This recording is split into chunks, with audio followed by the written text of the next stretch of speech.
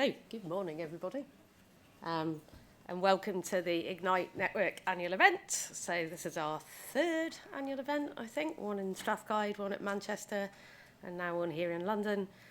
And we're doing this one a little bit differently. So as you see, we've got kind of a workshop this afternoon where we're going to focus on trying to come up with initiatives that the network can help with in diversifying PGR students and pathways. So you can find, if you download from the book, you'll find the agenda.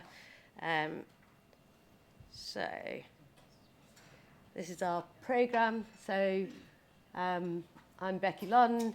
I lead the Ignite network, and I'm a professor in the Department of Civil and Environmental Engineering at Strathclyde. So I just need to start with a little bit of housekeeping. So the ladies and gents, if you haven't found them, they're on this floor out that way. I seem to remember. Yeah. There'll be refreshments. We have a lot of food, far too much food. So please, please eat. So we've got refreshments that are going to be in the room next door at 11:25, and then we have lunch coming as well. Take some home with you if it's over. So we have much too much. If you need it, there is also a quiet space, which is the room on the right-hand side as you go out into the stairwell, isn't it? The Michael Bishop room. So, and also for the Q&A session, you can join Q&A. I presume you're running this, are you, Claire? So on Slido, you can put questions onto that, and we also have a microphone, so whichever you would prefer. And please feel free to post on social media as well as we go. Okay, so I'm only going to be here for a couple of minutes because it's not my day. So just a quick reminder of what we're doing under Ignite Plus. So we have activities that we had built into the research bid, and you're going to see some results in this session from a selection of those. And each of those were run. These are the universities that are in the core part of the network, that are part of the management group. And then we also have a number of projects. Each university has a kind of core project. And then we also, most of our funding has gone, though, to flexible funding. So around half the network funding has been allocated as part of flexible projects, and that was sort of what we were wanting to achieve in the first place. So these are the flexible funded projects. So we had a round in the first year, so where we ran the round in 23, but the project started in January 24, and we have one that's held over to April 25, just because the staff members moved universities. So we've had 2 staff move universities on it, which has made it a little bit tricky to organise. But we had a round for EDI projects that happened in the first year, and then we had a second round last year of EDI challenges. Those have all been awarded as well, and you'll hear a bit from each of these. In some cases, it's what people have achieved already in their project, and in some, it's what they're going to do, so depending on where they are in this process. So these are the second round that were funded of projects. So they're all for 20k, the flexible funded projects. And then we also ran a round that was tied to a workshop for increasing the number of people that were what used to be PIs, and I'm trying to think what it's called now, project leads now, isn't it? So project leads in energy research projects.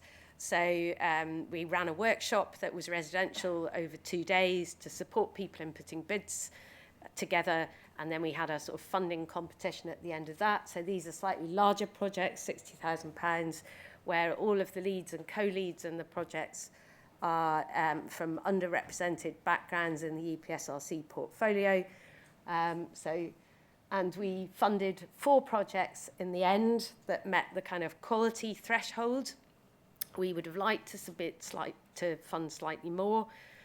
So to try to make sure that we could improve the quality threshold for the projects we got after the workshop, we've also used some of that funding to run a very intensive coaching and training program on grant writing for people from underrepresented backgrounds. And that's proving very popular. The feedback we're getting from that has been very strong. It's very focused on how to write in detail, on how the techniques and how to craft and write bids. So that's ongoing. At the moment, it started in April and it finishes in June. And it's a mixture of groups and one-to-one support in bid writing, and everybody has a deadline and a proposal aim at the end of that they will submit to one body or other. So at the moment, we have our network membership. We now have over 407 individual, associate and full members, and you can find information on our members on the web pages. So this is just a few of them. So we're growing, still growing as a network. And just so that you know what our demographics look like, this is our age demographic here. So most members are between 30 and 40, 30 and 50, sorry. But then I guess most people in work are probably between 30 and 50 as well, so fair. And then we have a scattering at the top there of younger and older members of the network. I sit up in one of those things somewhere, unfortunately. And then ethnicity we have on your right. So we have approximately even white or white British and Asian British membership. And then smaller numbers of people who either didn't respond or black and black British and some mixed heritage. So, but smaller numbers. In terms of gender, again, fairly even between slightly more women, female members than men in the network. And sexuality, again, more straight or LGBTQI plus is somewhat less. And then quite a large number of people who haven't declared. So we have a broad demographic. Okay, so I'm going to stop talking at this point. So the initiative, the sort of researchy side of what I've been doing, Marco is going to talk about later, so I'm going to stop at this point and what we've been doing, not talk about what we've been doing at Strathclyde, and move on to our guest speaker, I think. So, Alasdair. So, welcome. So, Alasdair Henderson, I've been working with for more than 10 years, anyway. More than 10 years, and he's gone up and up and up in that time, and is now executive director of BAM UK and Ireland. Get it right, and you've supported my research for a long time, yeah. And we've had a lot of discussion about EDI. That's some fun too. And some fun too, yeah. So we've had a lot of discussion about changing cultures and EDI during that time, as well as our sort of research interests. So welcome, thank you for coming to talk to us. And he's going to talk about what they have been doing at BAM. BAM is a large civil engineering contracting company. So. Yeah. Thank you very much, Becky, and lovely to be here this morning. So my day job is watching really talented people deliver great projects and creating a bit of sort of constructive havoc in amongst them, trying to convince customers to give us work, trying to deal with the problems that come up every day and managing the sort of difficult things. So coming here this morning is an absolute delight. It's like being on holiday coming here this morning. It's just so nice to be talking about a subject that I enjoy with people that I enjoy being with. So.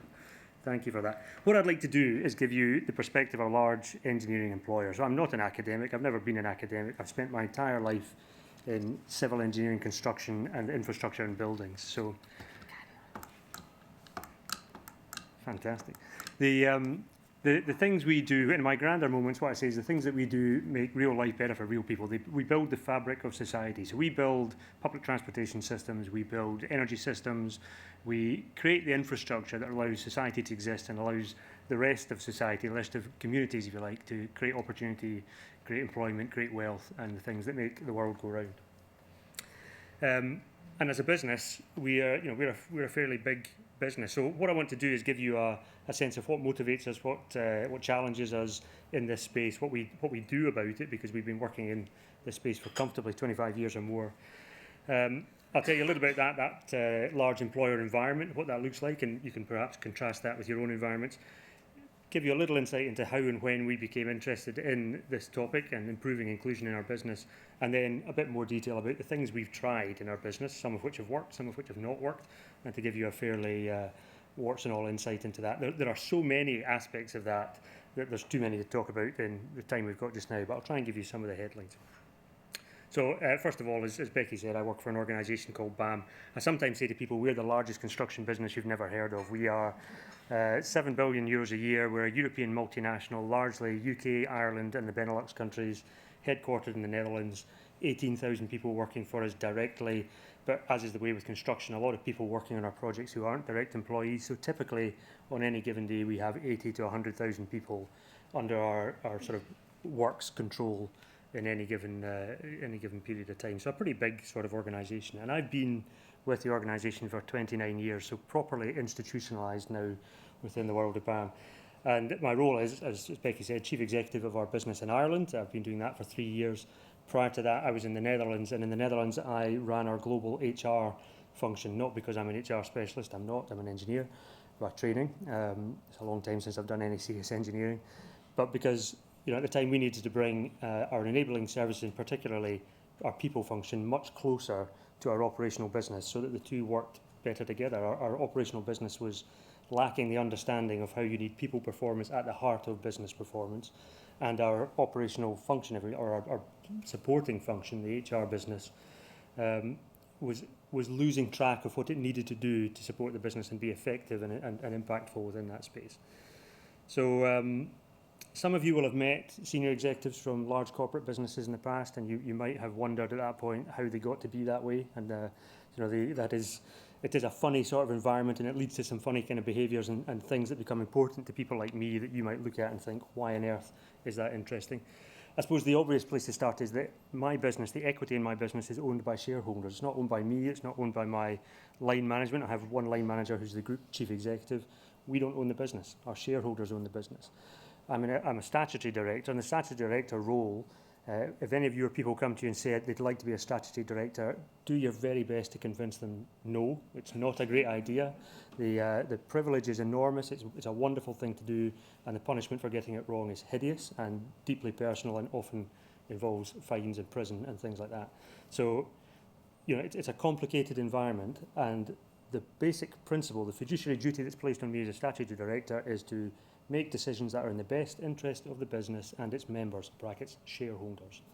That is the primary duty I've got, which is really interesting because my shareholders have very specific sets of desires and requirements from me as a business, and then I have this huge other group of stakeholders that I need in order for the business to function well. And of course, amongst those are my employees.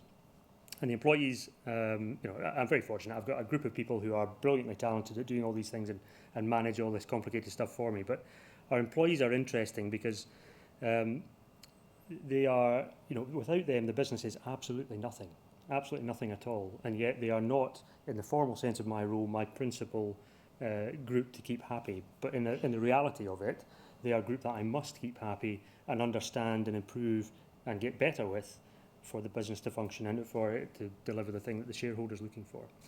So I spend a lot of time canvassing their views, formally and informally, managing their development and their career progression, planning for succession in the business, and trying to find that sort of perfect two-way balance of the engaged employee and a performing business. And no surprise, the views of my employees are not uniform. They are far from uniform. They are about 180 degrees of opinion in my business when I ask employees what they think about different things. And that varies with demographic, it varies with societal interest, what's in the news on a given day. And of course, some of those are very contradictory. So I've got that overall piece of what the law says I've got to do. I've got this piece that says keep my stakeholders happy and interested. And then, of course, there's the kind of moral compass, the own bit. I do have to make money for my shareholder. I do need to stay out of jail. I do need to try and avoid getting fined. I do need to keep my employees happy. And I also need to be able to sleep at night. And that is the sort of internal moral compass that says, well, all of these things at once are some of the motivations that make you get interested in a topic like this. So finally, to wrap up on that kind of motivators and drivers in the corporate space, it's useful to talk about the sort of economic and social backdrop we have just now. unemployment in the UK and in Ireland, slightly different in Europe, but unemployment in the UK currently hovering around the 4% mark. That is basically full employment bar structural factors. So there isn't this huge pool of people waiting to jump into the energy and engineering sectors to fulfill demand and create opportunity for themselves. We are absolutely in a space of, it's sometimes called shortage. In truth, it's really scarcity, and it's always been scarce. These skills are complex and difficult to achieve, and therefore the people who have them are rare, and we have to make the job we do interesting for them so they want to come towards us. So often when I bump into my peers, they wring their hands and tell me what a terrible problem diversity is and inclusion is, and how we're going to solve this problem of inclusion. And my answer to them is very straightforward. Inclusion isn't a problem for us. It is the solution to the problem that we have. And we have to see it in those terms because it's a really beneficial way of making sure that we access a much better population and a much more open population than the one that we've traditionally accessed as big corporate businesses. So I suppose very quickly I'll go into, where did BAM and why did BAM get interested in this? And this goes back a long way. Like a lot of businesses, we got interested in this space through no one big single trigger, but a number of things that were happening all at once. And it really did start for us, as it does with many businesses, and has its genesis in gender equity. In essence, in our industry, we started to notice, amazingly, there weren't very many women around, and that the population that we employed was not very representative of the population more generally. Particularly true in our operational teams, particularly true in our management structure. So within supporting functions, less of an issue. Sometimes the opposite issue, that we had single gender populations that weren't male, that were in a sort of supporting function. So that had been given no thought, no structure, and it started to dawn on us that this was an issue. And it came around for a few reasons. One, at the time, and this is, as I say, 20, 25 years ago, the professionalisation of what was HR in that time and became more like a people function was moving on rapidly. The idea that performance and development had its roots in people was starting to take hold in a very serious way, and businesses were getting interested in that. And of course, as you start to get interested in individuals, you start to get interested in the things that bring them to your organisation and help them perform. We also had really good data, we had good data on the basic things that we had there around gender. So it was very clear to us what our population looked like, and we could analyse that information and say, ta-da, here's the information. There was at the time an increasing number of women in our industry, generally, not just our business, but in our industry, and that had a self-reinforcing effect that was very positive. There was, I think, a shift in managerial attitudes from things that were very traditional, both in the doing business sense, but also in how you think about your employees, to something that was much more progressive, that employees were seen as being a very valuable thing in the business rather than just a resource to be exploited. And at the same time, we had the emergence of the evidence that we now take for granted around the performance of mixed gender workplaces being far greater than single gender workplaces, and the need for a business that works in relatively small margins in a highly competitive space to try and seize those opportunities to become more competitive and win in the commercial game. And of course, the big stick, the Equality Act in 2010 came along. Like a lot of things in the corporate world, it sometimes needs that big stick to hit you for a few years before the business starts to think, well, actually this is a good idea, and it takes its own life. It's as true of equality as it is of things like safety and other environmental performance, for example. It starts with a legislative requirement that forces the businesses to think about it. And I think we changed as a business also. We'd gone from being an organisation that just wanted to win work and deliver it to one that understood our place in society. We were in society and of society, and it didn't make sense for our business to do things that damaged that, or for our population to be unrepresentative of the more general population. As I said earlier, we create the infrastructure that allows the rest of the world to function. All the things you see around you are created by infrastructure businesses, and they allow that creation of opportunity, employment, wealth creation, and those sorts of things. So that became a very important part of the purpose of the business, and I'm very pleased to say that we're a purpose-led business. We understand what our purpose is, and we cleave very closely to that. And one other perhaps slightly tangential thing, but it has a very clear impact. Over that same period, we got very, very interested in improving our safety performance, which 25 years ago we were an order of magnitude worse than we are now. And then along with safety came well-being and understanding mental health, not just physical safety, but occupational health, mental health, and physical health. And as soon as you're in that space as an organisation, you start to be interested in individuals. And if you're interested in individuals, then how you get them to work well together and how you create opportunity and equality and inclusion, as we now understand it, becomes a very obvious thing to think about. Part of your license to operate, almost. So, I mean, what to say around gender? You'll find what I say over the next 10 minutes or so. It is still very skewed towards gender, and that's because that is not a problem solved for us in infrastructure. It has got better, but it's far from being solved, and it's still a dramatic issue for most organisational businesses like ours in infrastructure and civil engineering who have that problem.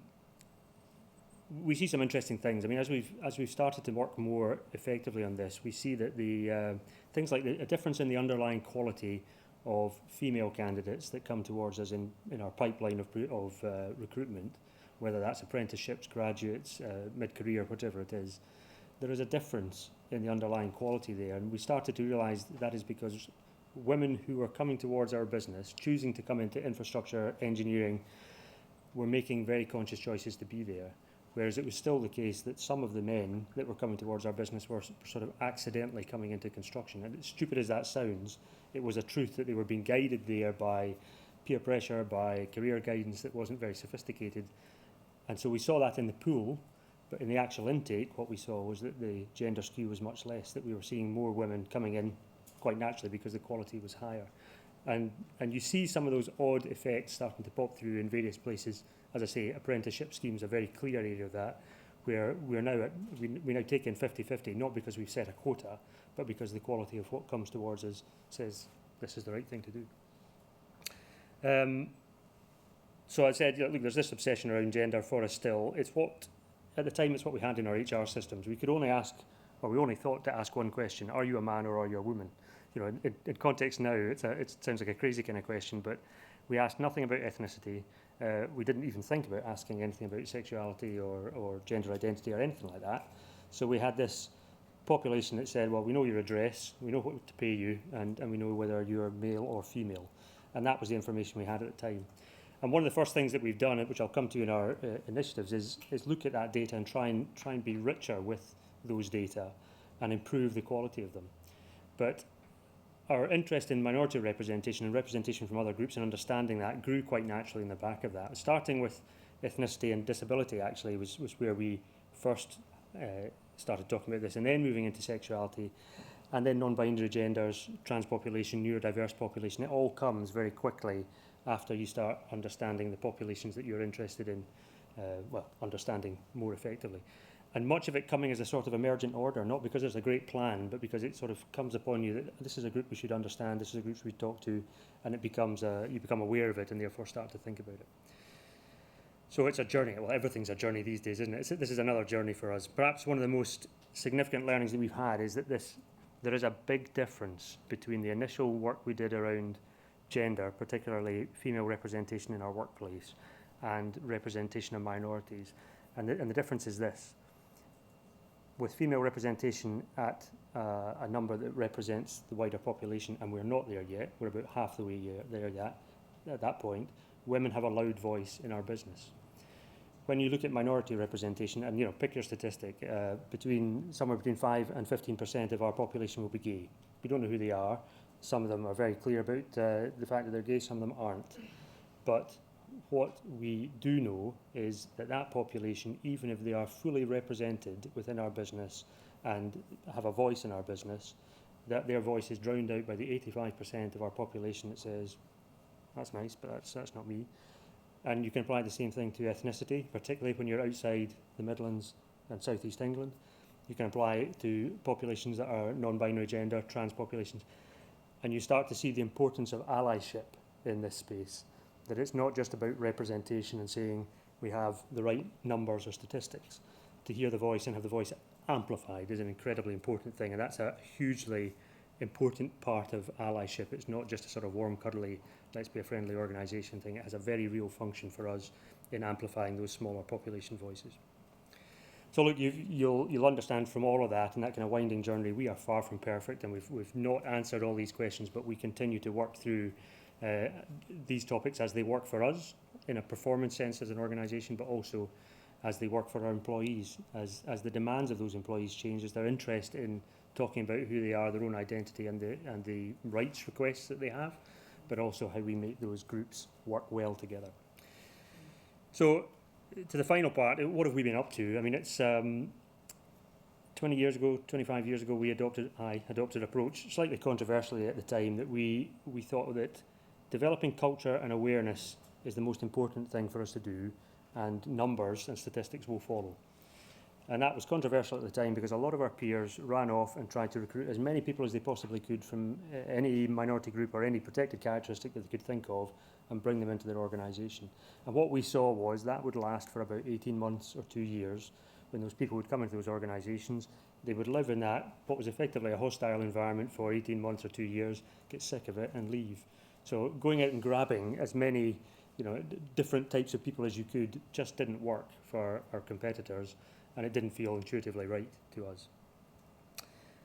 As we've matured over that period of time, we have quite naturally become much more interested in metrics, in measuring the impact of what we're doing to see whether it's impactful or not, but only because we worked hard at culture at the early stage of this and trying to improve our understanding of data so that we could measure impact and be more structured about it as we came along.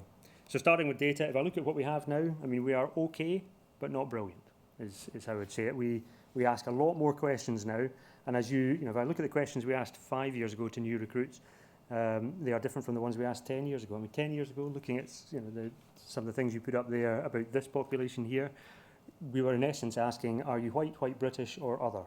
And that was the kind of, that was the quality, sophistication, granularity, if you like, of the data that we were acquiring. If I go to our business in the Netherlands, because of some very well-meaning but slightly crazy legislation in the Netherlands, we are not allowed to ask a lot of these questions. And the legislation is there to prevent discrimination, and the impact it has is we have zero insight into whether any of the things we do have any impact on our population because we don't know who those populations are and we can't ask them. So there's some funny, the legislation is, came from a good place, but constrains our ability to understand whether the things we do have impact in Belgium and the Netherlands. The other thing we haven't done is deal with the kind of legacy population like me. So when I joined, again, they know who I am, they know where I live, and they know the gender I declared at the time I joined the business. But that is all our business knows about me. And from time to time, we contemplate the idea of a sort of census going around our business and saying, let's learn more. We haven't done that yet, and there isn't a great reason that we haven't done it, but it just tells you that there is something around the holes in our data that we still know we need to do something about. Second thing we did was engage external support, and I don't mean go out and get a load of consultants in, which is a very popular way of doing this, but we engaged at that time particularly with Women in Science and Engineering, the WISE organisation. They had a great tool, WISE 10 Steps, which allowed us to do a very simple maturity test internally and do some quick planning of how you improve this. And we used WISE as a resource, if you like, in the WISE 10 Steps in particular, to give some structure to our individual initiatives, and they were just individual initiatives, and get some sense of our maturity level and a plan to follow from that. And then, fairly evidently, the next step you go on to is training, and culture and awareness was the aim around that. And we were very heavy, I think, on awareness development and formal training, and we made some very obvious missteps. You remember at the time, unconscious bias training was very in vogue at that moment, and everybody ran out and did unconscious bias training, and that failed, not catastrophically, but it just failed us. It had no impact at all in the way we were doing it, which felt weird. We couldn't understand why this wasn't happening because the content was good, it made sense, So we started to understand that training and development piece in the context of a commitment curve, which, if you like, commitment to this as an issue develops over time. It starts at that first contact level, and it goes through stages of awareness and understanding and adoption, and then finally embedment and becoming completely committed to the idea of this. And we calibrated our training to try and follow that curve. So at first contact, when people had no exposure to this topic at all, we did the simple stuff. We shared demographic information. We shared issues that highlighted what the topic was and why it was important for us to deal with it, rather than creating a sort of philosophical challenge for the population. We just informed them. We said, look, these are the things that are in our business. This is real. This is what it looks like. And you can move on from there to start talking about more complex things. The business case, getting them involved in networks, and networks have been very good for us. I'll come to that in a second, and start to talk about more complex things. And as you move up that curve, they do get more complex, and we start talking about, particularly in the case of gender equity, the invisible care burden. We start talking about reverse mentoring plans around that, and involvement in STEM outreach programs. For us, it didn't make sense to put people who had no sophistication in the topic into STEM outreach programs. Better that we get further up the commitment curve and then do that there. And what you realise then is unconscious bias training is like step 7 out of 10. So if you land it on day 1 for a completely new audience, of course it fails. Of course, they look at this and say, why are you telling me this? You need to lead them through that commitment curve journey. That was quite a profound moment for us because it allowed us to structure how we support and develop our people in this space and give them real insights to it. And once you've done that, it allows you to get a lot of the other stuff to work. Mentoring and reverse mentoring I mentioned. So we ran a reverse mentoring program and it was brilliantly successful. It was absolutely wonderful. It was aimed at our senior executives. I would say it worked brilliantly in about 50% of cases. 25% of the matches just didn't work at all, largely because the senior executive just couldn't get their head around why are you doing this? It was very interesting, some of the responses to it. And another 25% of them, I would say, very quickly turned into a sort of they turned into a normal mentoring relationship. But of the 50% that carried on, they were brilliant. They were really, really good. And my own reverse mentoring relationship was, it was laugh a minute actually. Some of the experiences you get from having a perspective reflected back to you that is not your own was just priceless, absolutely priceless. We found that very effective and very difficult to sustain because it requires a lot of engagement from the senior executives. They've got a lot of other things going on in their lives, and their ability to be interested in it does come down to their individual interests. So we continue to put a lot of effort into it to make it work because it's valuable, but it doesn't self-sustain. If we leave it alone, it just starts to drop off very quickly. So it needs constant attention and poking. Networks I mentioned. Networks have been brilliant for us too. They need a lot of enthusiasm, I guess you'll all recognise that, and they need good chairing to keep them on track. And there is definitely, again, a maturity curve that we see in those. When they start, they always start as self-interest groups, a population that is of the population that they want to discuss, whatever group it is, and they are talking about their own issues. And gradually they start to open up to people who are not of their population, and they are still talking about their own issues.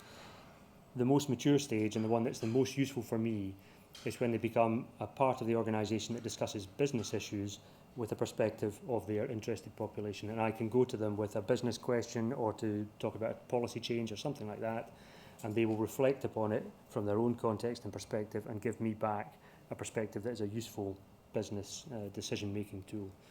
The networks in those spaces, when they become that level of maturity, they're absolutely great, and they definitely do self-sustain. We had a good hard look at working practices. Construction is an environment where people work traditionally long hours, away from home a lot of the time, and as soon as you've got any kind of caring responsibilities, while we might say our door is open to everybody, as soon as you're 300 miles from home and you're working 12 hours a day and maybe 6 days a week, that door has closed, and it's really just a window and maybe even just a pane actually. But you get to that point that you've created a job profile and a working environment that excludes people automatically, not because you've chosen to, but just because that working practice has forced you to it.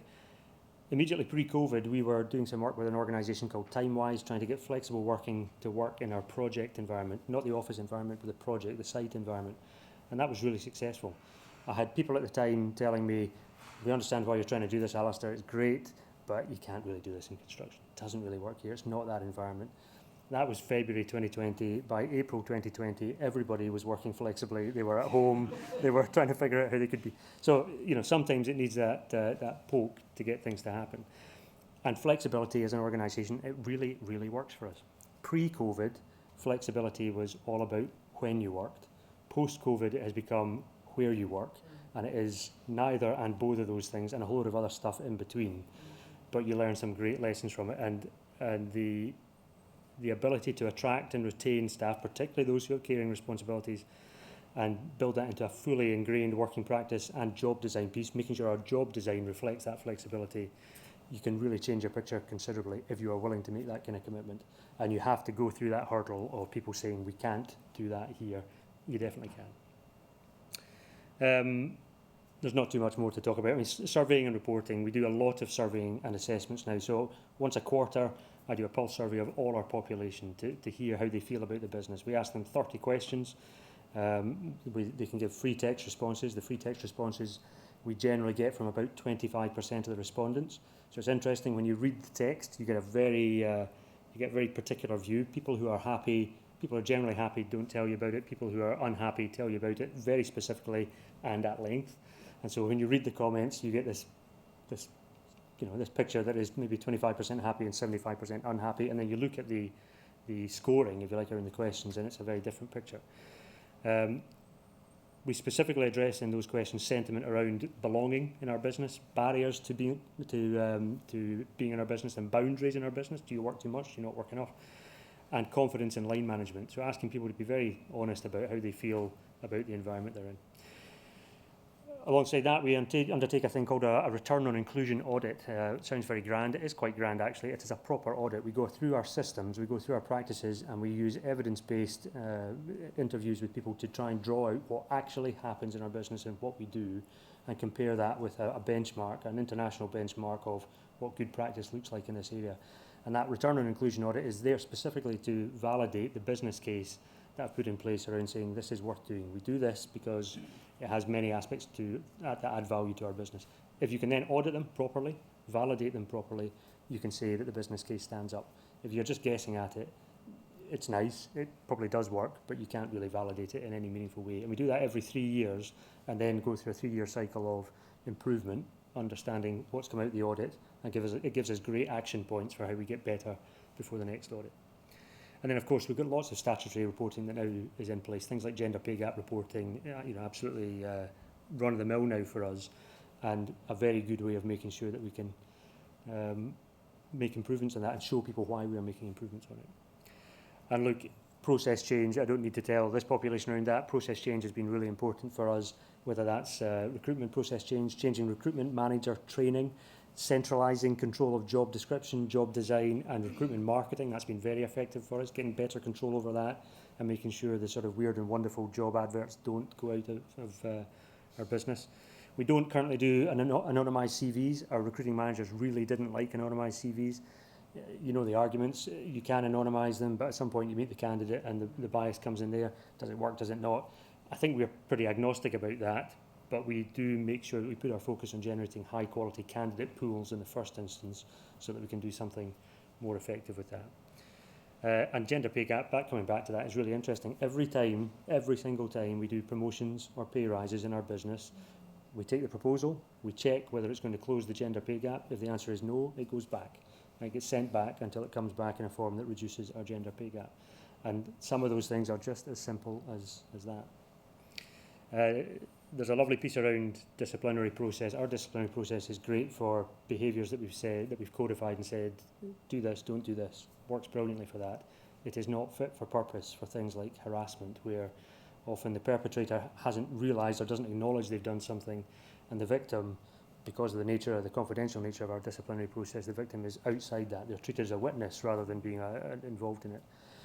And for a long time, we've thought about how we might involve a sort of restorative justice type approach to this, which is more effective at getting perpetrators to understand the impact of their behaviour and involving victims in a sense of redress, and also making it more scalable. One of the problems we have with our current process is that a number of victims have said they don't come forward with complaints because they want to complain, but they don't want to get the individual into that much trouble, because the consequence of our disciplinary process is often demotion or leaving the business and things like that. So you get some very odd stuff coming out of that then colours people's behaviour as to why they are doing the things they're doing. You've got to be very careful with that. And at a leadership sense, I suppose from all of this, we build that into our leadership programmes now. So not only do we do conventional DEI type training with our population of leaders who are moving on to becoming leaders in the business, but we give them advanced training. We give them really good insights into the data, why we do some of the things we do, the decisions we've made, and why this adds value to the business so that they can take that into their own leadership and development journey and apply it to their own thinking. So look, a lot of things covered there, some of which I hope you found interesting at least. And sometimes in this space, success can feel like the definition of success can feel like avoiding failure, and that's not good enough. It shouldn't be like that. Addressing the negatives is hugely important, of course, but you know, and in truth, our corporate culture is always going to be defined by the worst behaviour that we tolerate.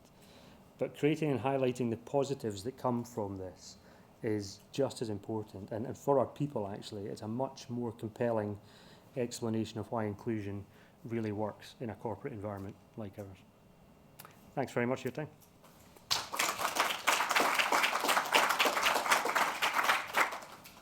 stay there. Right there. So, thank you very much. That was very insightful. Right, questions. So I think we have the. Oh, we're waiting for that. Do we have any questions from Jim?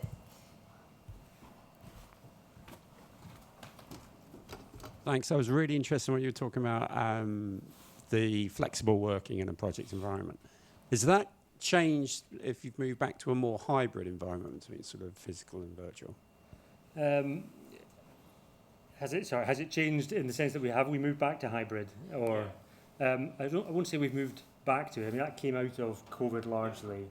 I think interesting at the time of COVID, what we said to people was, you can't work here, so go home, figure yourself out, and we'll get this to work. And that was the message. So that was what people took on board, and they adapted their circumstances to do that. And then, 6 months, 12 months, 18 months later, we said, well, now you can work back in the office. And there's a population that said, well, actually, I've figured this out, and I'm just going to do this thing.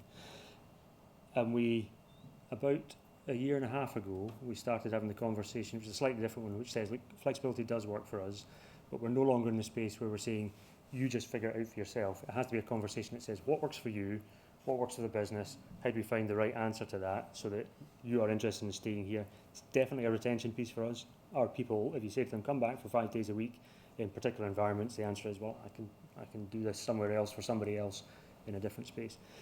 I'll contrast that also with, we have a population of about, I would say 60 to 70% of our population never worked from home. They build things on projects. They need to be on those projects to build them. Not all of the people that we always thought needed to be on the projects need to be in the projects, but there are some, you can't pour concrete virtually. You have to kind of be there doing it, and that is a truth. And all through COVID, because we were, we were treated as an essential industry, we were building public sector projects and building Nightingale hospitals and all sorts of stuff at the time. We had a population that never worked from home, and you suddenly very quickly saw that split between knowledge workers and skills workers or trades workers.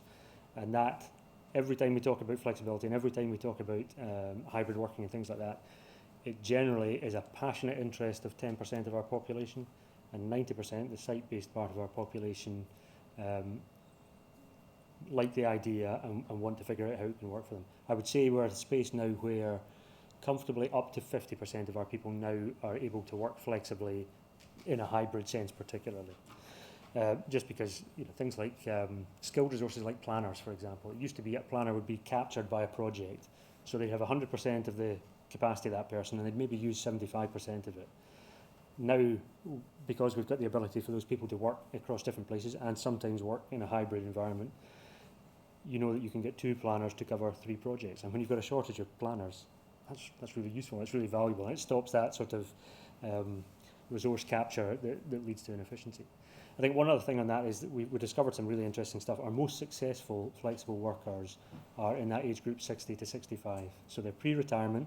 They've made a very direct decision to say, I'm going to wind down as I get to a retirement age. They have enough experience, maturity, and all the rest of it to say no to things that will overload them beyond their contracted hours. And they're in a space where they're not trying to prove too many things to too many people, and it's more about legacy and contribution and helping and supporting. So that is our happiest and most effective flexible working population. Thanks.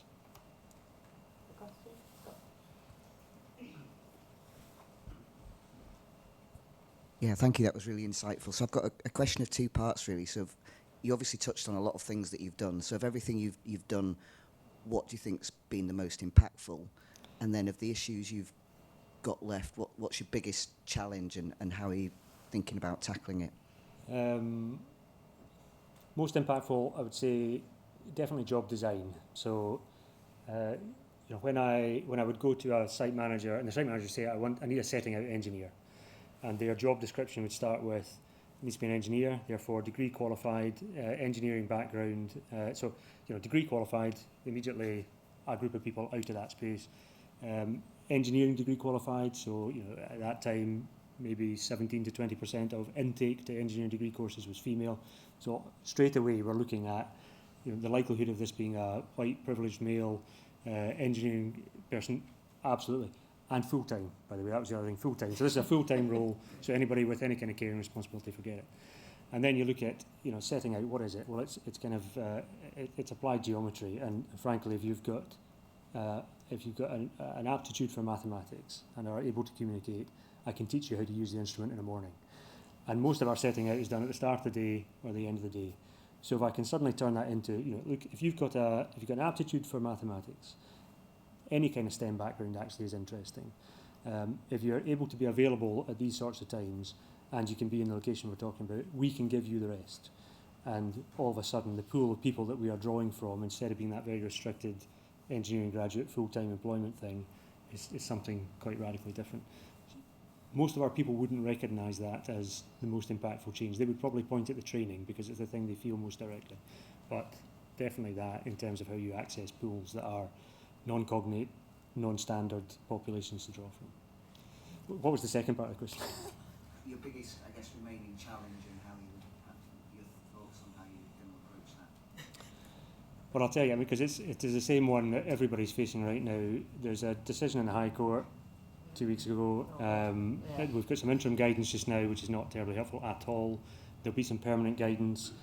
Who knows how helpful that will be. That won't be the end of it. There'll be an appeals process. There'll be a lot to happen there. In a funny way, I look at this in a kind of sense that this is a sign of dramatic success when we are so expansive about the rights of individuals and groups that those definitions of rights bump up against each other in a way that we have to address. If I look back 25 years, and it's funny when you look at the US just now, it's kind of a crazy place right now, but even in the US, conservatives right now are more liberal than the liberals were 25 years ago. And that the shift that we've had in that space is profound and remarkable, and we should be really happy about that. It shouldn't be a surprise that as we deal with expansive definitions of rights and groups' rights, that we do come into some kind of conflicts around how that works out. And it's going to take a lot of time to figure that out. In the meantime, as an employer, I am caught in the middle. I've got a population, not big populations, but sometimes quite vocal populations who come and say, this is your problem and you have to fix it. And I think, well, is it my problem? Okay, let's have this discussion. And I've got the law that says, and now you can't do this. So some of the flexibility around the decisions we could make to help our populations and to get that working together thing to happen, some of that flexibility has been taken away. And I suppose culturally it's very interesting because you can see that this is a big societal issue. A lot of language over the past 2 weeks around things like common sense, and you can see that there's a lot of discussion to be had yet around how society reconciles itself with this topic, not just this particular one that's been talked about, but the general topic of competing rights and groups and individuals and how you get people to work together. Perhaps there's this kind of odd aside to that. I had a really remarkable thing happen about 10 years ago when we were talking about gender equity in our business. I had a project that very quietly decided that the best way to avoid any problems around harassment or difficulties with men and women working together was to have a male-only site, not just to have women, just not to have women on their site, because that would stop all the problems, all this harassment stuff. We'll have no difficulty there, and you can see, okay, I understand why you think that, but that is the off in that direction answer to the thing we need to address is how you stop the harassment, not how you how you create an environment where it just doesn't happen because nobody's getting harassed. People are very creative, particularly engineers, very creative at creating solutions or finding solutions to things when their concept or grasp of the problem is partial. So, I think we're in a lot of that space right now. You're running slightly late, but I'm going to let Tammy have it because you had your hand up ages ago. I'm going going to try to keep it quick. Thanks very much. That was very insightful. Thanks. I'm more familiar with the power generation and manufacturing, so infrastructure is fascinating in that sense. So in terms of seeing the inclusive engineering from a gender lens, you talked about gender pay gap, you talked about harassment. What does the success or the end goal look like if you look at gender perspective from an inclusive infrastructure engineering perspective? I mean, you could... Yeah, look, big picture, what does it look like? We still have, so across the industry, the numbers are typically in that around 20%, sometimes up to 25%. We have gender representation, male, female. I mean, yes, we have a non-binary population, but it's just as it is for this population. It is a sliver out of a population that's very big. We're at about 27% through some very specific things, and our gender pay gap we've been reducing fairly regularly by 2% per year by these very specific things we're doing. So on those metrics, that is good. But the main, zoom out, the main topic here is how you make sure if infrastructure businesses are, and not just constructors, but designers and policy makers, are making choices for society that get embedded into society and sort of baked into the infrastructure that we have. And it's incredibly important that the people who make those choices understand the experience of the end user of the infrastructure. So that is, you know, it's stuff like lighting around stations. You know, as a 50-year-old white male, I'm quite comfortable with some not very good lighting. It's a very different story if you're a lone female. It's a very different story if you get something else that makes you feel afraid or concerned around those circumstances. If you are, you know, go out the road and find a construction site. If you are a wheelchair user, if you've got a buggy, if you're dragging bags around and you have to step off the pavement into the traffic to get round it, you know, that is a failure of understanding of policymakers, designers, constructors, and the whole process of infrastructure delivery to take into account the needs of multiple people within society. Success in this space looks like policy making, constructors, designers, executors having that multiple person experience in their mind anytime they are making decisions around what they're going to build and how they're going to build it. We have as many problems in the temporary building space as we do in the permanent infrastructure space, and making sure that that infrastructure doesn't, you know, lowest possible bar, doesn't disadvantage anybody, best bar actively supports populations within society, all populations in society, is very achievable in infrastructure, very achievable, but rarely thought about. So success for me looks like even better policy making and representation there to make the decisions better. Thank you. I'm going to stop now, but you're here till lunch. I am, yeah. So we can, and we'll do it slightly later. Super. Thank you very much. Thank you very much. I know we're running late. That's okay. We have space later on. Yeah.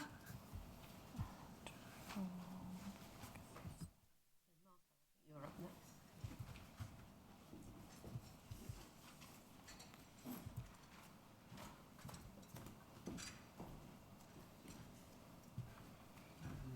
Hi everybody, and thanks for joining us in person and online today. I'm Dr. Marco Reggiani. I'm a researcher at the University of Strathclyde. I work with Becky at what we call here as prescribed activity. One is one of the many activities that Ignite is doing, and in particularly our aims are exploring diversity among STEM and energy researchers, but also investigate climate in research environments, including systemic barriers and support mechanisms that enable more inclusivity. So the work that we do hasn't started with Ignite, and in fact this activity builds on the EPSRC-funded STEM Equals project, where we investigated particularly the experiences of women and LGBTQ+ staff and PhD students in STEM. And we had some key important findings there that inform our work. For example, we found that systemic challenges were reported 4 times more often than supportive experiences by our participants, and that was is a big problem if you feel that in your work environment you are more challenged than supported. But also, and that is also important, we found that good practice and support mechanisms existed. However, they were inconsistently applied across departments and groups. So there are some groups and departments in the university where inclusivity was quite good, but others were quite behind. The project led to 6 recommendations that were all accepted by the university executive team and are now being implemented. And this also shows that these kind of projects can have quite a substantial impact on organization and make some change.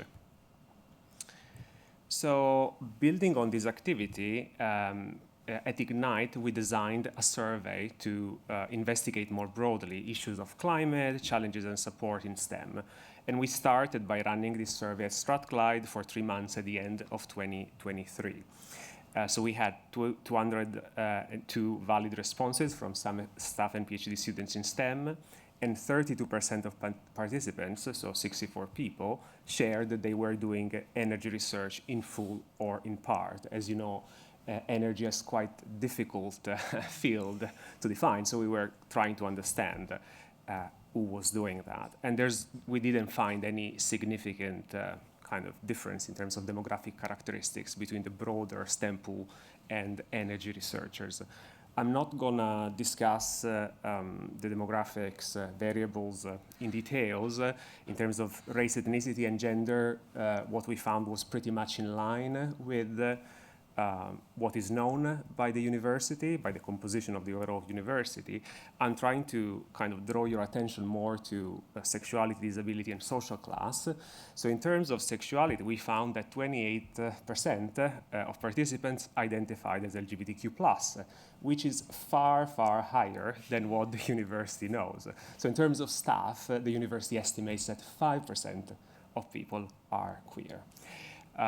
A similar conclusion we can draw it for disability. So we have 23% of participants who identified as disabled. And also here, the university has a much lower number, I think is around 10 or 13%. And the university doesn't really collect information around social class, especially for staff.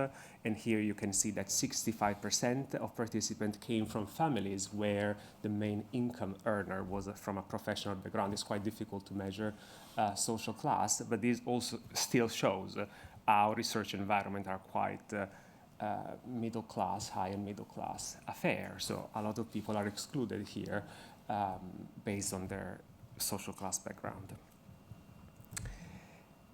So in the survey, we explored many different things, and today I'm going to focus on climate in work and learning environment. So your perception, let's say, about how you are treated, how you feel included or excluded. And we focus on this variable because climate is a key to understand the experiences and perception of diverse staff and students population in any organization, as Alasdair was saying. Climate is also linked to intention to leave. So we were trying to understand, issues of attrition and retention. And this association is indeed supported by our findings.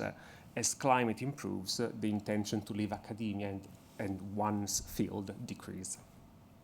So it's important to, work on climate if you want to keep people.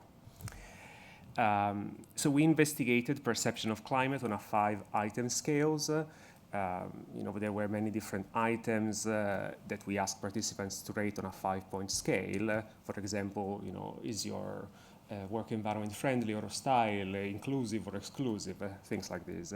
And then we averaged these items to form a composite measure of climate. Results indicate a moderately positive perception of climate for staff and PhD, PGR students in STEM, which is nice and probably is a testament in a way of the work that we and other project and the leadership team has been doing at the university to slowly improve things in the past 5 years. We then used the stepwise regressions to try to identify some key predictors of climate perception. So we started just trying to use demographic variables, are different groups different in terms of their perception. And we have this significant model that has not a very big explanatory power, but it was still an interesting starting point. And here, as significant predictor, we found that identifying it as disabled led to more negative perceptions of climate, whereas identifying as Asian led to more positive perception, and probably further analysis of our data might help to explain why there were differences between these two groups, but we can start to have some ideas about that. We then tested 9 different predictors that instead were related to personal experiences, personal experiences of inclusion or exclusion. And we found, again, a significant model that here has a much stronger explanatory power than the one with just demographic variables. And in terms of significant predictors on the negative side, as expected, we found that having direct personal experience of exclusionary behavior led to more negative perceptions of climate. On the flip side, and that was quite reassuring based on the work that we do, we found that open discussion, having access to mentoring and support, and feeling that you are valued by your colleagues and peers led to more positive perceptions. So that was a good finding. We then tested, all these predictors together while controlling for demographic variables, and we found, the predictors slightly change. But on the negative side, again, experiencing exclusionary behavior leads to more negative perception. And interestingly, we found in this model that being from the EU and having caring responsibility were also factors that kind of influenced the climate perception to a more negative perception. And on the positive side, again, open discussion remained significant as well as being valued, in this case by managers and supervisors. So these findings kind of reinforce what we found already as STEM equals. This was a diagram that we created to explain the effects of systemic challenges. And indeed what we found confirms that experiencing bias and exclusionary behavior leads to more job dissatisfaction in a way, and has a lot of different consequences. For example, that you need to put in increased effort to sustain your STEM career and remain in your field.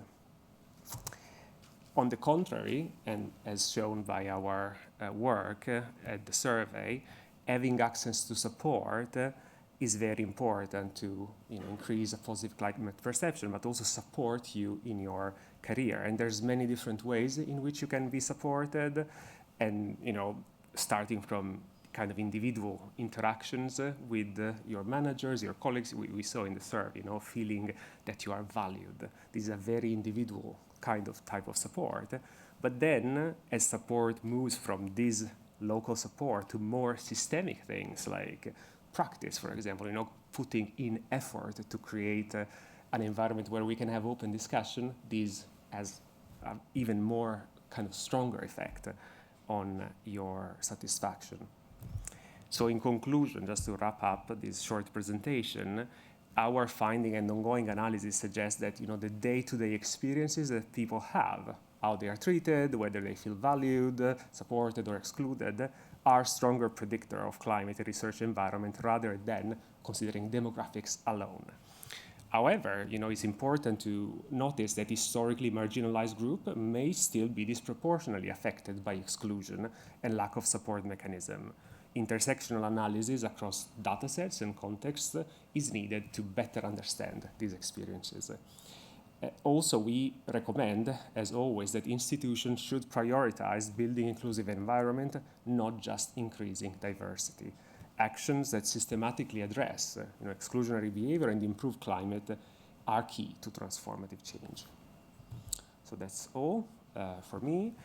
I don't know if there's time for questions. We'll do questions. I think we'll do them in the group at the end. Okay, that's fine.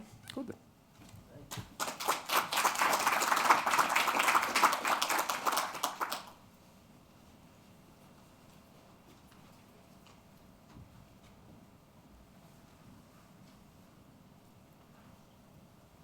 Next we have Azhar. Is that how you pronounce it, Azhar? Yes, Azhar. Azhar. So Azhar from Imperial College, who again, this is one of the universities that's sort of core part of the network, and this was the project that was run at Imperial. So thank you very much. Cool. Thank you for the introduction. Hi, everyone. My name is Azhar Nurgaliyeva. I know a bit of a difficult surname, but it's fine. I'm here to present our work on diversity awareness and representation in energy publications, and I'm working on this together with Ananda Gopalan, who couldn't be here today because he's recently relocated to Singapore, and Anna Kaur, who also couldn't be here today because she's currently preparing for a very important interview. So let's wish her some luck. So yeah. So this is briefly the outline for today, but before we start, for any new members and in general for a recap from last year, I want to cover that the main motivation for this activity is essentially analyzing whether there is any underrepresentation gaps within the energy sector research, and whether we can analyze these sort of gaps and see if there are any risks that potentially create biases for decision making and limit research progress in our community. So the main objectives for us, first of all, is data collection, because as you might all be aware, in our day and age, collecting data could be quite tricky at times. So within the equality, diversity, and inclusion factors, it becomes a bit more tricky. So this is the main aspect of it. But second is also analyzing whether there's any certain patterns within the gender aspect that we could take a look at. The reason we're narrowing down it to gender aspect is because, again, collecting the data was a tricky part of this project, so we decided to narrow down the problem to something a bit easier, in a way.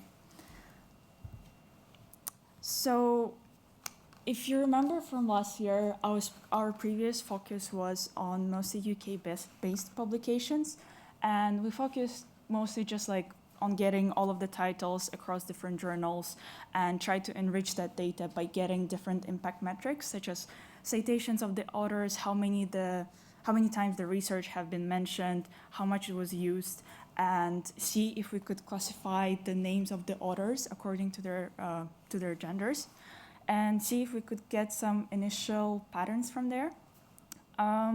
Going from that kind of foundational basics, we decided to expand our data set to a few more countries, such as Canada, USA, Germany, France, Singapore, South Africa, and Switzerland. From there, we decided to do comparative analysis between different kind of regions and see if there is any early observations in sectoral focus and any biases that we could see. So here are the journals that we're currently looking at, and the reason they were chosen is because they give us quite an overview of several energy disciplines. So the first four were previously in the dataset last year as well. We just expanded them to 7 more regions. 2 solar energy materials and energy policy were newly added in order to also cover kind of new disciplines in a way.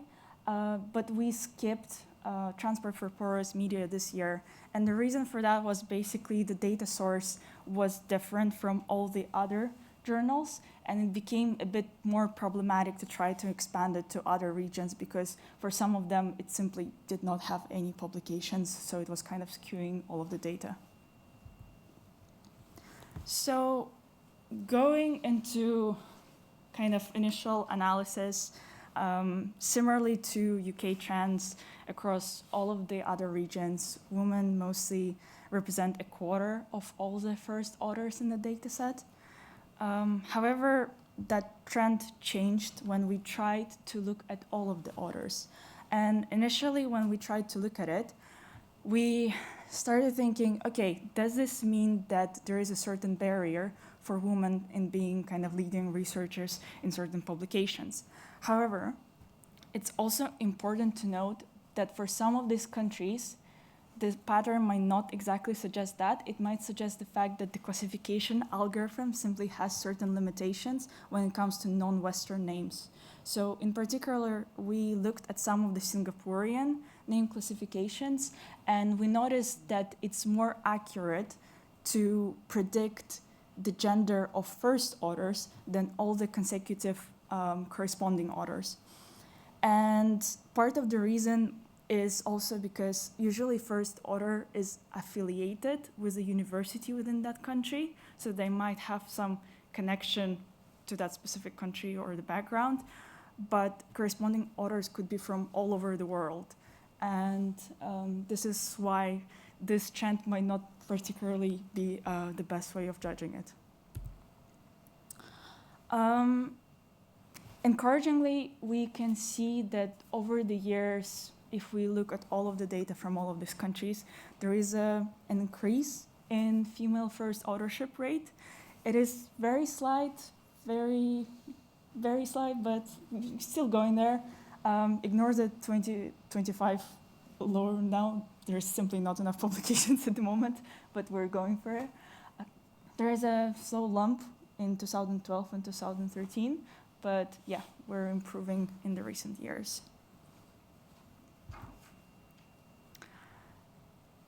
However, in general, it's the case that male first author papers get cited on 7% more often than female papers. But our first look at it is, it might be simply because there is many more publications that are published with male authors. So we're currently doing another analysis where we're trying to group the authors by their kind of age index, which in a way is a representation of kind of similar career stage in a way, but they're not inconclusive yet, so. And once we started looking at other countries, we also noticed that there are certain kind of regional preferences or research focuses across the publication titles. So for example, France and South Africa are more likely to be published in the International Journal of Hydrogen Energy, or for example, I think it was Switzerland, Singapore, and Germany are more likely to contribute to solar energy materials, whilst UK, USA, and Switzerland actually as well are more likely to publish in the energy policy. So it might highlight that in general, different countries have different strategic priorities on how they contribute to these kind of publication titles. It might also indicate that different researchers have kind of different research backgrounds or interests, but yeah, so far it's looking interesting. But the one that we found quite good is the representation of USA publications. As you can see, they're quite equal across all of the publication titles compared to all the other countries. Interesting trend here as well is that we can see that some of the countries tend to publish much more. For example, Germany. I personally did not know that Germany publishes that much, but which is not the case for some of the other countries like South Africa or Singapore. And the one thing that we were also looking into is kind of seeing how the regional patterns are different on how the research is being utilized. So when it comes to citations, it's pretty much equal across all of the regions. I think the underrepresented ones are mostly from Singapore and South Africa, and I think, and Switzerland.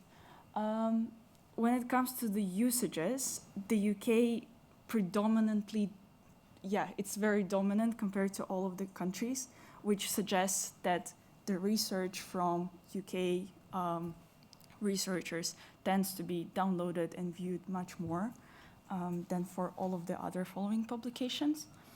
For mentions and captures, it's pretty much similar as well, although Germany again here and the UK are taking leading roles. And for social media engagement, surprisingly enough as well, Germany actually has a higher road here compared to all of the other countries, following by the UK. So from these kind of impact metrics, what we noticed is that it looks like UK and Germany are the research from these countries is predominantly used by the scientific community, whereas other regions tend to kind of the research from these other regions tend to be less utilized.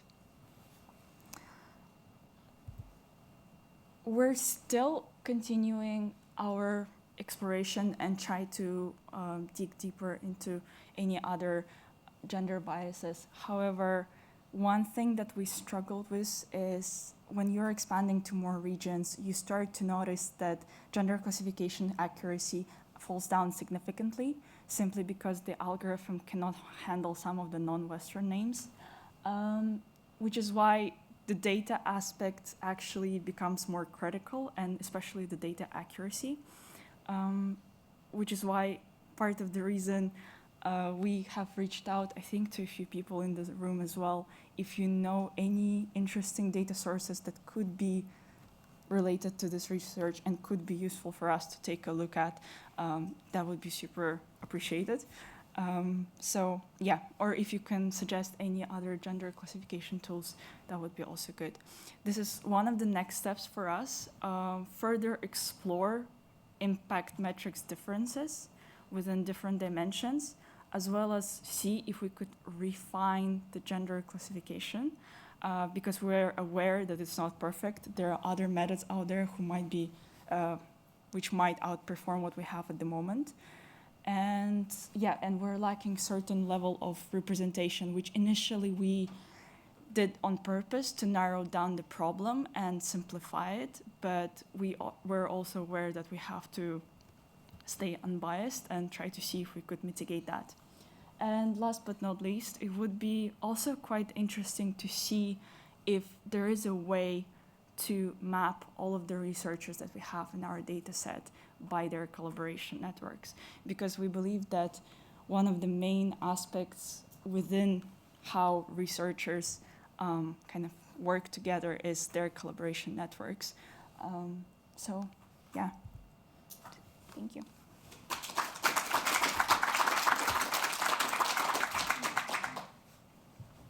We'll do questions at the end. We have one more talk from Neha at the University of Bristol, and then we'll do some joint questions. Thank you. I think can just about see over here. I know it's coffee time now, so I won't keep you for very long. So yeah, my name's Dr. Neha Chandarana. I'm based at the University of Bristol. I'm one of the co-Is for the Ignite Network Plus. And I'm going to talk to you about prescribed activity number 5, which was about mentoring and advocacy for the members of our network. I haven't worked on this alone. Marco and Claire and an external consultant, Jess Woodsford, have contributed to this. But I just want to give you an idea of what actually we did, what is action learning mentoring circles, where we're at with it now, and some key takeaways that we've got. We're in the second year of this, the second cohort. So I'll just share some of the key takeaways that we've got from the evaluations that we've done. So, too many animations, apologies.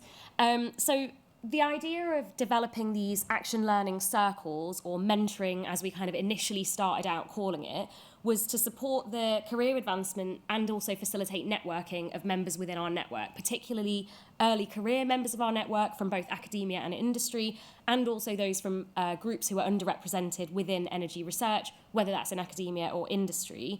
And what we wanted to do was to broaden those connections, allow members to hear diverse perspectives from one another, but also to increase their own accountability for the actions that they take, for the steps that they want to take in their careers or in their work. And so we took this action learning approach rather than our sort of traditional one-to-one mentoring. And the reason why we do this is because in action learning circles, we have a group of participants that work together rather than having a one-to-one situation. And that means that you get a combination of knowledge and experience from different people, even though they may share similar or similar common goals in their careers. The framework of action learning, as the name suggests, is about taking action to realise the things that you want in your career, if it's career related, or it might be other aspects of your job. And so essentially this circle approach means that the other participants in that group, they're not there to give you advice if there's something that you want to achieve in your career, but they're there to prompt you and to help you figure out what action should you take to realise the thing that you want in your own career. And so the process involves each action learning set meeting on a regular basis for between 1 and 2 hours. It's quite a long time. It is a big commitment, and this is something that's set out when the participants applied for the programme. And then within each of those circles, those participants maybe take it in turns, or it may be focused on one individual in a particular action learning session, and they share a problem or a challenge or an issue that they want to get support with. And then the rest of the people in that group ask insightful, open questions in order to help that individual figure out what action they might want to take. And it's really important, this idea of asking open questions, that we're curious often about the challenge that someone is facing, but it's really important and can be quite difficult sometimes to stay restrained and only ask questions that are going to help that individual to reach the action that they should take, and to not give advice and not say, oh, if I was you, I would do this. And it can be quite hard, but very, very valuable when you manage to get it right. And then the person who has shared their problem or issue in that set will summarise the actions that they're going to take, and then the group will come back to that next time that they meet.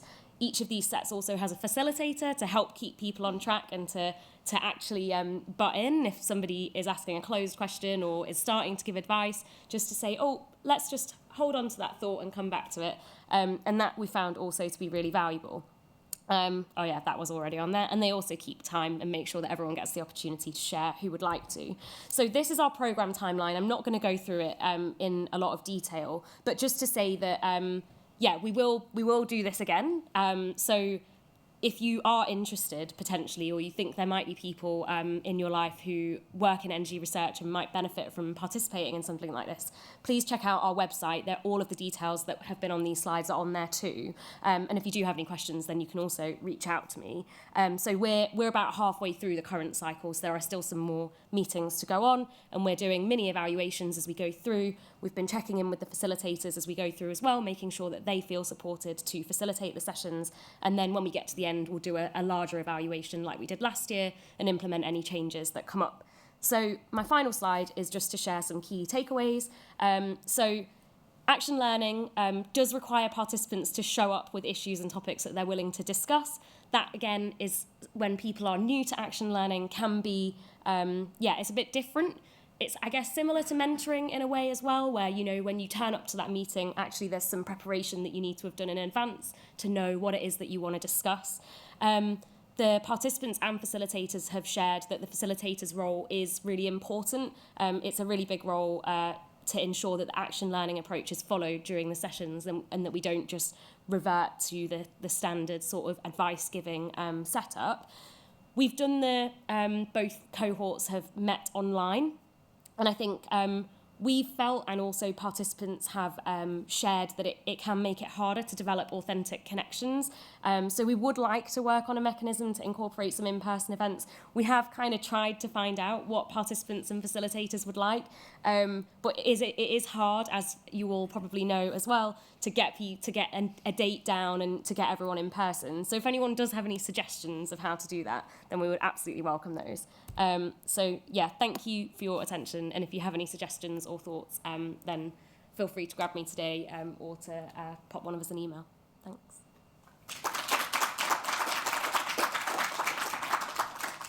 So if the three presenters like to come up and just have one or two questions, and then we'll head for coffee and you can snag everybody at the coffee.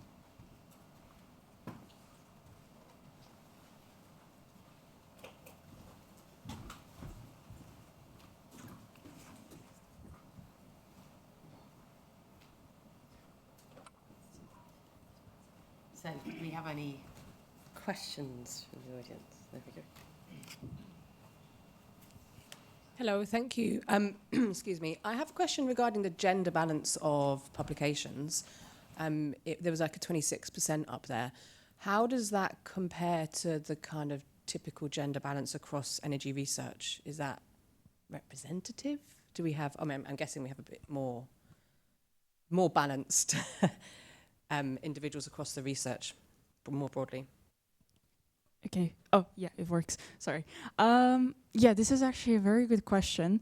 And at first, when we look at it, we were also thinking on how we could compare these patterns. But one point is that we couldn't find a metric that is for each of the countries that we had, where we would be able to compare this data. We were thinking to reach out to a few universities and see if they had like such a metric for them, but we will also appreciate that such data might be confidential, unfortunately. But our survey will go out through the network. Yeah, it's something that I forgot. Yeah. Yeah, so we trialled it at Strathclyde, but it will go out through the network to all the universities later this year, I think. Yeah. Soon. So we should, and that in that we'll have the same box of do you do, and we will have the gender split in that for the UK anyway. So you could compare the UK data, at least for the publications, with what the population might look like. yeah, I think it would be really good if we could do that. I think, yeah, Anna reached out to you previously on this, so yeah. So we should be able to answer that question, hopefully, at least for the universities that are involved in the network. Because the aim will push it out further than network members, so to go out through departments in the universities that are network members. So I had a question. I'm going to take chair's privilege for 2 ticks. So you had a drop in the number of women that in the last 4 years, I think, at the end of your bar chart, and the number of women that were first authors. And I thought that was almost certainly to do with COVID, and the fact that it was women that largely had caring responsibilities at home. We saw this trend when we looked at the UK data, particularly, it wasn't exactly 2020, but all of the years following from there. Yeah. And we did see a couple of publication papers related to this, that during COVID, women researchers actually struggled. Because there's a lag then in the publications. So it's really interesting how big an impact it's had. I think that's worth pushing out as an article, like a more magazine-like article, because actually the impact's really dramatic and over several years. So, and I'm sure that universities are not taking account of that in their promotions processes. So, okay. Thank you. I've got a question for Marco. I'm interested in your disability data. I mean, we struggle to get data to full stop, but in your disability data, you mentioned that's much higher than, say, the university. Does that include physical disability and sort of, if you like, neurodiversity? Yes. And how does that, do you split that out, and do you see that both those groups, do they almost need their own category, if you see what I mean? So in the survey, we were asking for that particular question if participants identified as disabled. Then there was another question that we haven't explored yet that was about, do you experience barriers in your day-to-day activity, and what are those barriers? So probably kind of digging into that question might help us to get this split. In general, I think I just wanted to add, like, why is it so significant that those categories kind of don't disclose their identities, to the university or their line managers? Because often, as we saw in STEM Equals, people feel that by disclosing something like that, oh, I'm disabled, I'm queer, I'm gay, like, then they will face some repercussion for that. So this is a problem, of course, because it speaks of non-inclusivity, in working cultures. But then, as Alasdair was saying, is a problem also for the organization, because then you don't know your workforce and you don't know, maybe how to tailor initiatives to support people. Thanks. We had one more question here. Yeah. Very quick question for Marco about your professional contributions category. That's a quite huge number, interestingly. I mean, what does it mean? I mean, they are not from the the regular academic background, or the professional contribution? So you mean for the social class demographic? So that question is it's very hard to kind of estimate. Because that's a huge number. 65% means that those people come from families where the main earner, when they were 14 years old, was from a professional background. So that is used as a proxy by UK organization to measure social class in a way that, so it basically means that those people come from families that were at least middle class, basically. So in another, I didn't show the number for the working class split, but basically it was like among our participants, 15% identified as having a working class background. Okay, thank you. Quick question to Anna. I have looked at, you have selected all the Elsevier journals specifically. Why so, and why not the other journals? Specifically, Royal Society of Chemistry or UK-based journals, because most of the editor-in-chiefs are there currently female. This is a great question. So originally we sticked with Elsevier's journal, but we also looked, I believe Transport in Porous Media is a different source, but the reason we stick with Elsevier's journals is because it's just easier to get all of the data out because they have quite a nice API on top of it, and in general they're usually super supportive of the research kind of activities, so you could always kind of collaborate with them and be like, hey, could you please increase my quota in order to get more data? So yeah, I think this is the main reason for accessibility. But I'm actually not familiar with the source you just mentioned because I'm quite new to research in general. You so might try REF system, Research Excellence Framework. Okay. Universities use for measuring their research impact. Okay. For your metrics, that's used for your. Okay, we'll take a note of this and take a look. Are actually skewed based on the REF results. That's why the UK supersedes, because that's the first thing. The second thing is as well, I was actually editor-in-chief of one of the top journals in the field, and actually probably Anna should have put you in contact with me. Okay. And if you want to email me, you can. Okay. And I'm one of those 35% actually that always feels like an outsider in academic world. Okay.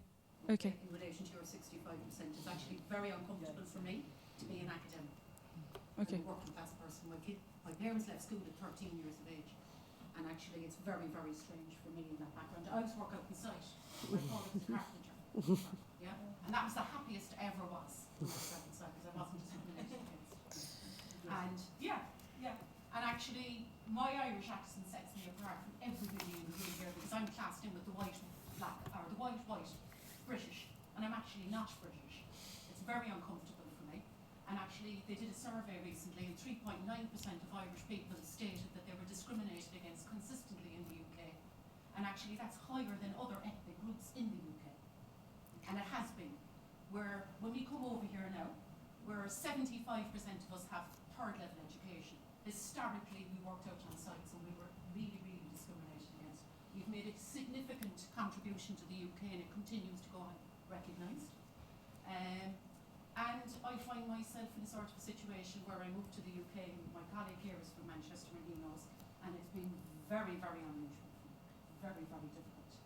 And I was in Northern Ireland, and equally discriminated against when I moved to Northern Ireland because I'm from the Republic.